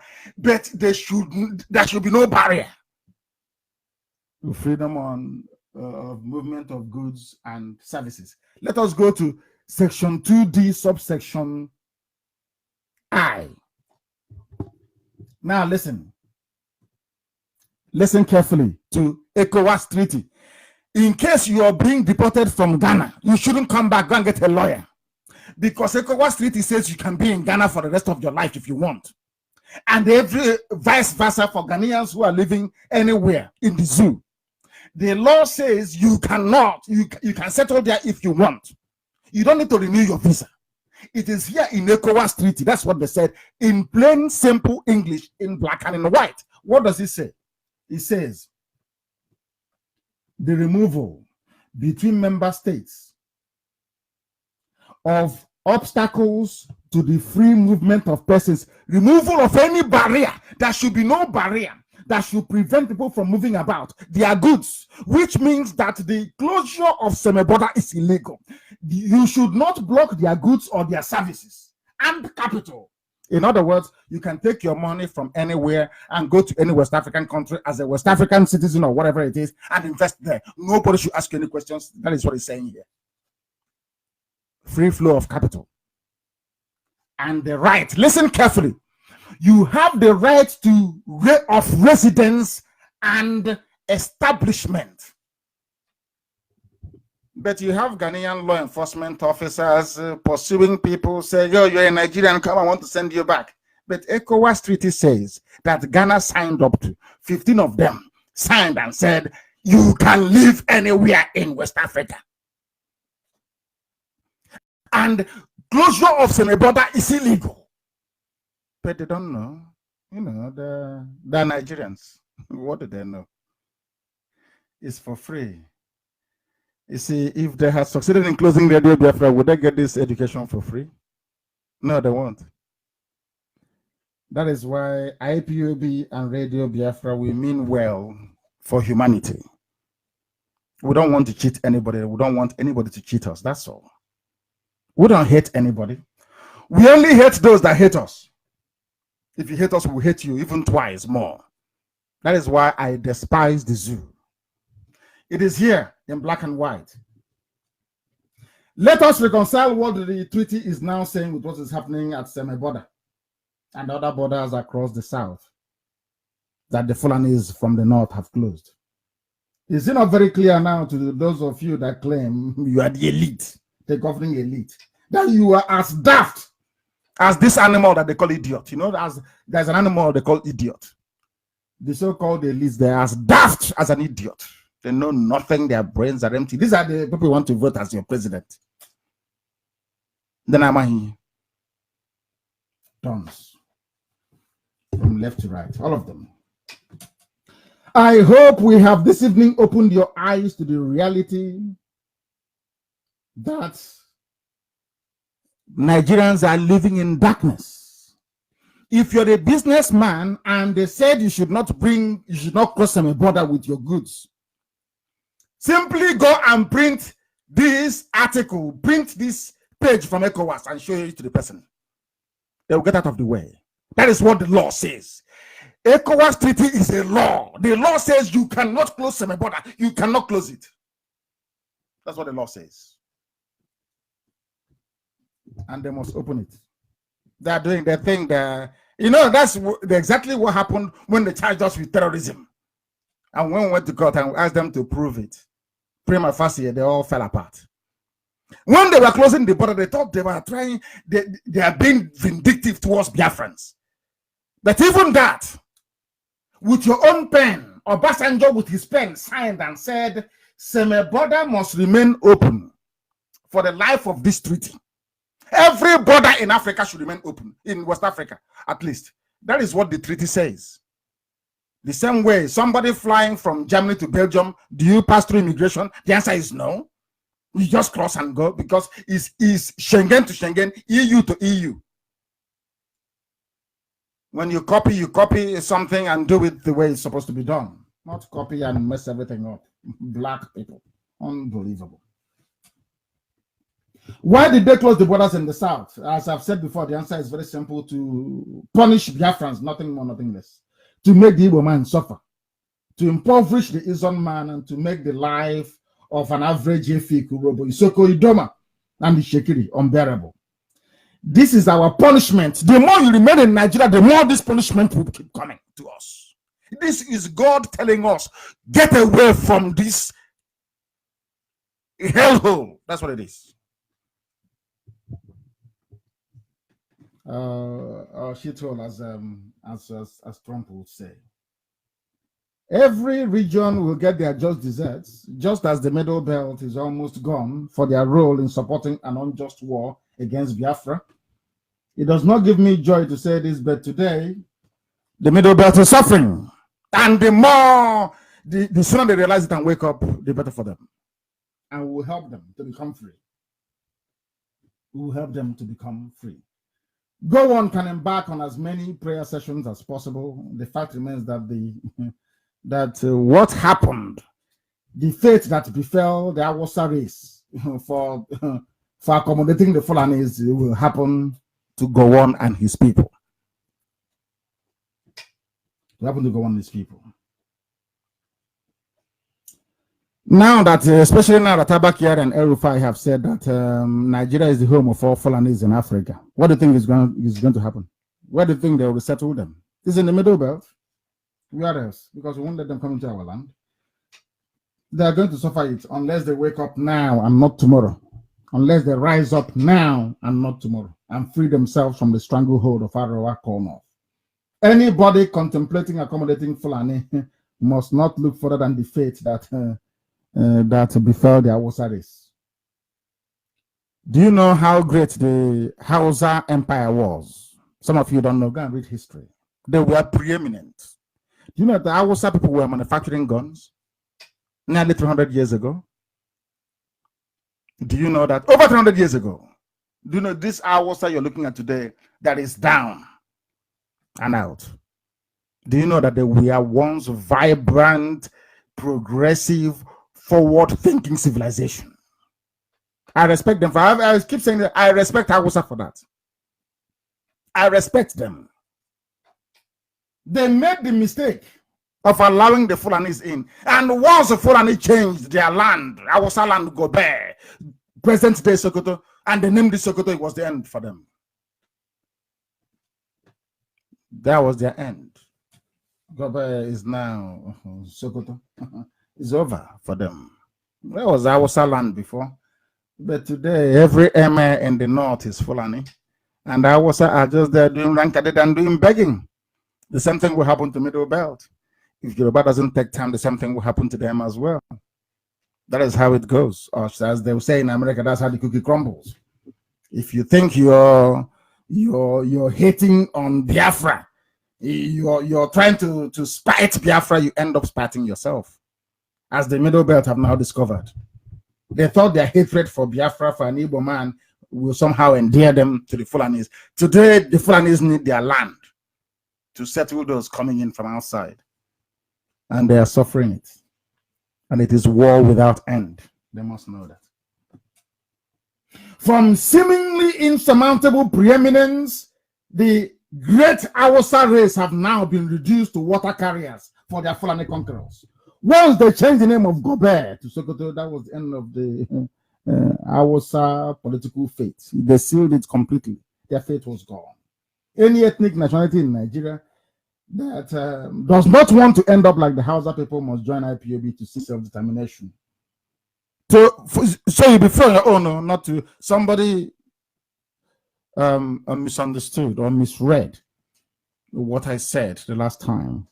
I'm not saying that Bini people should be part of Biafra. I'm saying that Bini is big enough and has a very rich heritage that can sustain an independent, autonomous existence away from Biafra and from any other person. After all, they existed independently for thousands of years before the white man came. So please, I wish to clarify that. Do not misunderstand me. I want everybody to be free. I want the Middle Belt to be free. I want everybody to be free. That's what I'm saying. I'm not saying you should come and join Biafra so we can all be in Biafra. No. Those saying that we are all Biafrans are saying it, how did I actually say it? Is metaphorically, not literally, please. Very, very important. Very, very important. We understand that. You must know, I want to go back to the issue of border closure because some people don't know this. Unbeknown to some people, the border closures only applies to the south. In the north, where there are no effective borders, because there are no borders in the north, trade is going on, both licit and illicit trade. There are pictures and videos of Asaba to do of Fulani Almajiri ferrying bags of, you can see them in on their motorbikes, ferrying bags of rice across the border. No customs, no checkpoint, no police, no army. And some of you are in Makrode, Calabar, Igbo, Enugu, Abakaliki, Badagry, and Lagos, shouting one Nigeria. How pathetic you are. How pathetic some of us are in having not recognized that this is the worst form of economic strangulation, contrary to what ECOWAS Treaty says. This is an area that calls for immediate legal action, both in Nigeria, where they litigate on inconsequential issues, but when the meaty or heavier ones come up, you see them floundering all over the place. The borders should be open because it's against the law. This is against the law. And it was designed deliberately to punish a specific race and tribe. What are the people that import critical food items? Who are they if not Biafrans? Who imports, who is into importation if not Biafrans? You do your maths and you will know. And tomorrow you tell me you're in Lagos, you believe in one Nigeria. Everybody knows the My Adua border. If you know it, you know it. That is where they are. It is not too far from Buhari's hometown, the dead Buhari, not Jubilee. Jubilee is from Sudan. That is where they use bicycle and motorcycle to go across the border to go and bring bags of rice. And some of you are busy talking about one Nigeria when they are busy shutting down your borders and going to Niger and to Chad to go and bring in rice. As somebody quite rightly said, what is the name of this gentleman who wrote something? He very cleverly, he wrote very, very cleverly. His name is Adeti Lewa Adetomiwa. I think that's his name. I don't know if I pronounced the name correctly. He wrote very, very brilliantly. He said, closing border to stop smuggling of goods, you don't stupidity. Of course, everyone knows that. Charging high tariff on all goods you don't produce or have alternative for is extended stupidity. But you are talking to Alamajiri, you are talking to Fulani Caliphate. They are deaf, they are dumb, they forged certificate, they didn't go to school. I just want them to understand. Certificates are forged. They asked Tanko Ibrahim, where is your certificate? He said, Tamais ate it. He is the Chief Justice of Nigeria based on affidavit. Jubril is there based on affidavit. They don't read, they don't understand. So how would they know what you're talking about? They don't know. And those that thought before they were immune from Fulani headsmen, they are suffering it today. Because there's a place called Inkek village in Okanafun, local military of Akwa Ibom State. They have killed a farmer there. But Buratai said he came because of insecurity in the east. But his people are the ones doing the... Wherever you find any insecurities, Fulani, now they have gone and killed somebody in Akwa Ibom. Because they want our land. And we will not give it to them. And of course, with the cooperation of the village, we will also meet them there in less than no time. The time now is approximately, or should I say, precisely 3 minutes past the hour of 9 in the evening. And also the same number of minutes past the hour wherever you are all over the world. I want to reiterate before we close this very evening that there is a part of Biafra in Ondo State, Izon, or some say Ijo in Ondo State. They are coming with us in Biafra, the same as Bakassi. No part of Biafra will be left or hived off to anybody. We have suffered enough with gerrymandering of borders. It will not happen in Biafra. And on that very note, I bring tonight's proceedings to a close. Once again, we pray and remember those that died 52 years ago in Asaba, those who were murdered and massacred by the Nigerian army. May Chukwukika grant them eternal rest. And because of their loss and the pain is left in our hearts, we shall pursue Biafra to its logical conclusion, and we shall be free.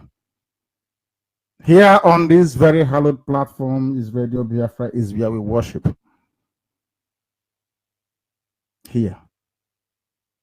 Because we must always speak the truth.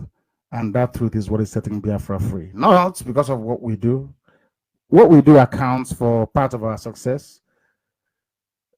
But above all, because we stand on the truth, that is why we keep marching forward. And Chukwukikabiyama in heaven, whom we worship, is our God.